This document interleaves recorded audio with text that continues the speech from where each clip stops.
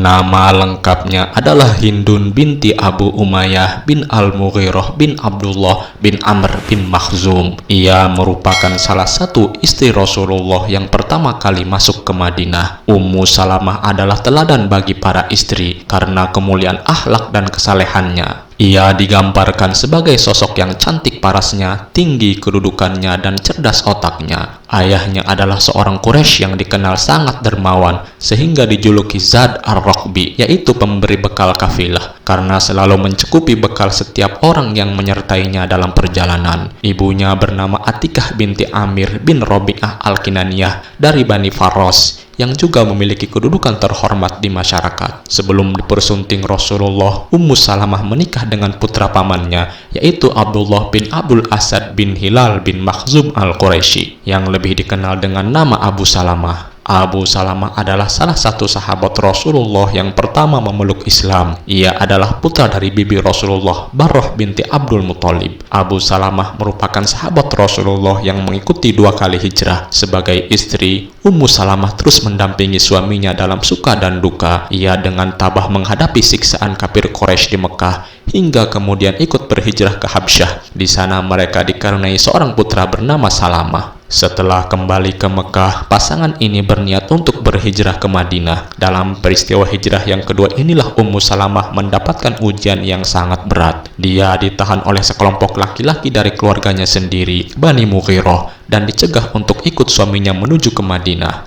Pada hijrah kedua itulah Ummu Salamah mendapat ujian yang sangat berat. Ia dicegah untuk pergi bersama suaminya menuju Madinah. Ummu Salamah ditahan orang-orang dari Bani Mughirah dan anaknya Salamah direbut oleh Bani Abdul Asad. Suaminya akhirnya hijrah seorang diri demi menyelamatkan nyawa dan agamanya. Akhirnya Ummu Salamah dan putranya ditahan oleh keluarganya, sedangkan suaminya hijrah seorang diri. Kemudian keluarga suaminya, Bani Abdul Asad, murka mengetahui putra Abu Salamah yang berada di rumah keluarga Ummu Salamah. Mereka kemudian mengambil paksa putra Ummu Salamah dari Bani Mughirah. Selama setahun Ummu Salamah terus menangis karena dipisahkan oleh suami dan putranya, hingga salah satu saudara laki-lakinya merasa iba dan membujuk saudara yang lain untuk mengizinkan Ummu Salamah mengikuti suaminya berhijrah. Baru keluarga Abu Salamah mengembalikan anak itu ke pangkuan ibunya. Ummu Salamah berkisah, saat itu ia hanya pergi berdua dengan putranya menuju ke Madinah. Saat sampai di Tan'im, aku bertemu dengan Utsman bin Tolhah bin Abi Tolhah, keluarga dari Bani Abduddar. Ia bertanya, "Mau kemana hai putra Abu Umayyah? Aku hendak ke Madinah berjumpa dengan suamiku.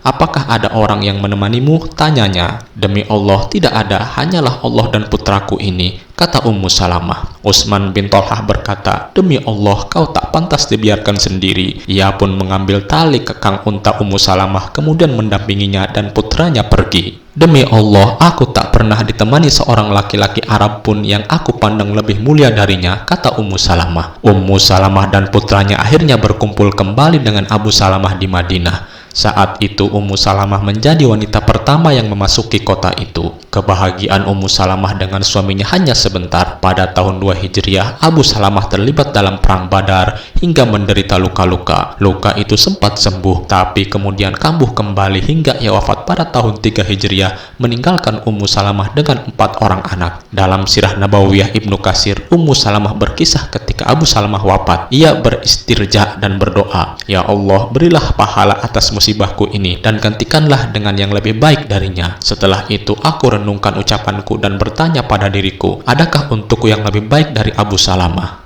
Setelah masa iddah Ummu Salamah selesai, Abu Bakar dan Umar bin Khattab meminangnya, namun ia menolak keduanya. Kemudian Rasulullah meminangnya. Setelah beliau selesai berbicara, Ummu Salamah berkata, "Wahai Rasulullah, siapa aku ini untuk tidak menerimamu? Tapi aku adalah seorang wanita yang sangat pencemburu. Aku khawatir engkau melihat pada diriku sesuatu yang menyebabkan aku diazab oleh Allah Subhanahu wa Ta'ala. Dan aku adalah wanita yang sudah berusia dan memiliki anak-anak." Rasulullah menanggapi dan menjawab, "Yang engkau sebut berupa kecemburuan, Allah akan menghilangkan hal itu darimu. Tentang umurmu, aku pun telah berumur sebagaimana engkau. Dan tentang anak-anakmu, anak-anakmu juga anak-anakku." Ummu Salamah pun menerima lamaran Rasulullah. Mereka menikah pada tahun 4 Hijriah dengan walinya adalah putra Ummu Salamah. Sungguh Allah telah menggantikan untuk diriku seseorang yang lebih baik dari Abu Salamah, yakni Rasulullah. Kata Ummu Salamah, di antara istri-istri Rasulullah yang lain, Ummu Salamah memiliki keistimewaan. Selain memiliki paras yang paling cantik menurut Aisyah, ia juga telah dihilangkan kecemburuannya oleh Allah Subhanahu wa Ta'ala. Di antara keutamaan Ummu Salamah, beliau menjadi sebab langsung turunnya beberapa ayat Al-Quran. Salah satunya surat Al-Imran ayat 195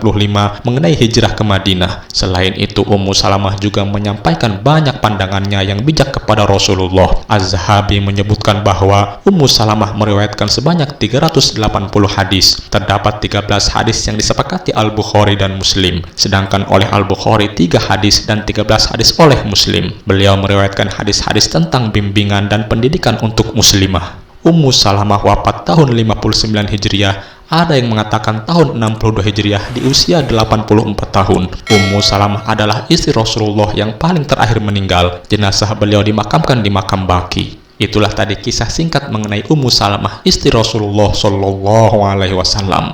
Semoga bermanfaat. Assalamualaikum warahmatullahi wabarakatuh.